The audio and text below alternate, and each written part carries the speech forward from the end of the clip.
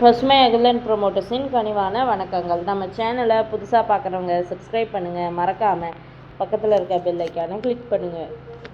இன்றைக்கி நம்ம பார்க்க போகிறது விவசாய நிலம் தான். இது எங்கே அமைந்துள்ளதுன்னு பார்த்திங்கன்னா பெரம்பலூர் மாவட்டம் செட்டிக்குளத்தில் உள்ளது.